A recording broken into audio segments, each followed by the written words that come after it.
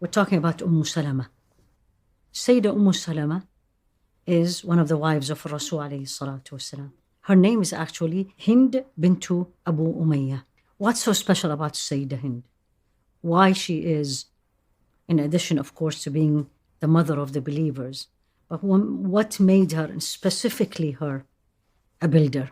Let's go through her characters first, and then we come to more than one story about her uniqueness. Number one, she was very beautiful.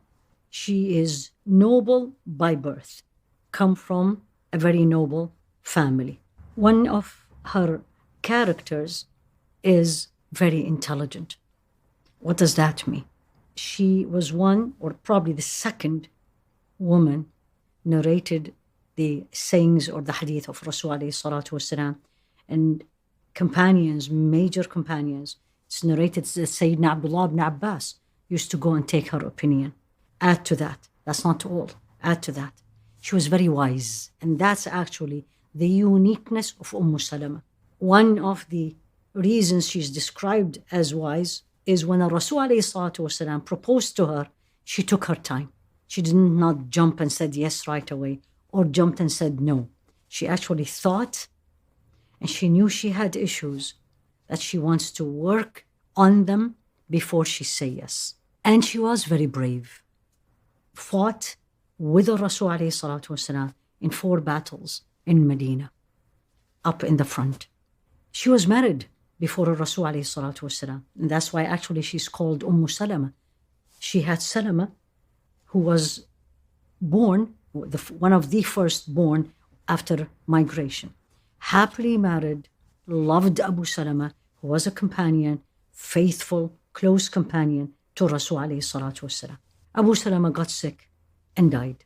Before that, out of the teachings of Rasul alayhi salatu wasalam, there was the hadith where Rasul alayhi salatu wasalam taught us, of course now, but taught them at that time, what to say and do when you lose a loved one. And the meaning of it was to say, Inna lillahi wa inna ilayhi raji'un. And then this addition, Allahumma ajurni fi musibati wa khlufni khayran minha. Ya Allah, reward me for the calamity I'm going through. Losing a loved one is a huge calamity. And we go through a lot of emotions and feelings and feeling of loss. So you're asking Allah, Ya Allah, reward me for all the difficulties I am going through, and وَخْلُفْنِي خَيْرًا مِنْهَا, give me better than what I lost. So when Abu Salamah died, Sayyidah Umm Salamah, she was thinking, who's better than Abu Salamah? She really loved him. He was unique. And she kept, who's going to be better than Abu Salamah? I'm going to get married to. And guess who she married to? Rasul alayhi salatu wasalam. Absolutely better than Abu Salamah. May Allah be pleased with him. So the proposal came to her. And that's where the wiseness, and listen to this. Now she was a mother and she was a widow. Rasul alayhi salatu wasalam sent to her a proposal. She took her time and she said, tell him, I am a woman on the older side, and she was in her 30s. And I am a woman with many children. And I am a woman who I am jealous by nature. I know that. She was telling him, my life may be not easy, or I may not be able to give you what you want. And alayhi salatu wasalam responded, tell her, if she is old, I am older. If she has children and she's worried about them, I'll make dua to Allah subhanahu wa ta'ala to take care of her children. And regarding the jealousy, the feeling she has, I will also make dua to her that Allah will remove it from her heart. Wise. Of course, she accepted.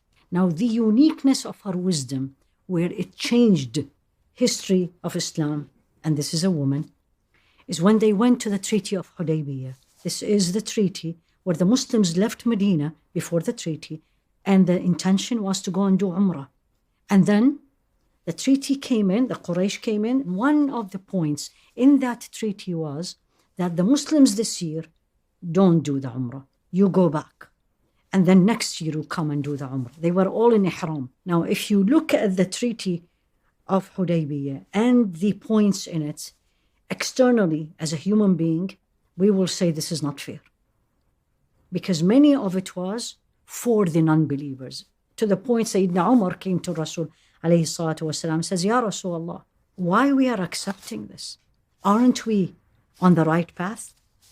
But Allah plans differently, and Rasul alayhi salatu wasalam knew Allah had a better plan. So Rasul alayhi salatu wasalam signed it. Now they are in ihram, they have to get out of their ihram. So meaning they have to take it off and shave their heads. And Rasul alayhi salatu wasalam looked at the companion. You need to feel this. Looked at the companions, and these people used to, when he does his wudu, they put their hands under him to collect the water out of love and obedience. And he said, take off your ihram and shave your heads. No one moved. Said it second time. No one moved. Said it third time. No one moved. Rasul alayhi salatu wasalam, you can imagine, turned, went to the tent. And who was in the tent? Umm Salamah. And he said to her, this is what happened. The wise woman, the advice in the right time. وَمَن يُؤْتَ الْحِكْمَةَ فَقَدْ أُوتِيَ خَيْرًا كَثِيرًا. Whomsoever is given wisdom, he has been given a lot of goodness. She said, don't do anything. Just go out. Don't say a word. You take your ihram. You shave your head and see what they will do. They will all follow you. And guess what happened? Exactly what she said. He went out, didn't say a word to the companions,